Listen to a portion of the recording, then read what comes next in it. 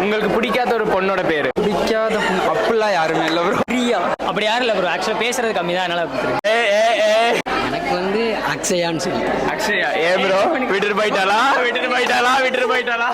Coach பரவாயில்ல bro, வேற ஒரு அக்ஷயா கிடைக்கும். வேண்டாம். த்ரிஷா இல்லைன்னா நயன்தாரா ப்ரோ. இல்லை வேண்டாம். ரிதன்யா அதுவும் போயிசா.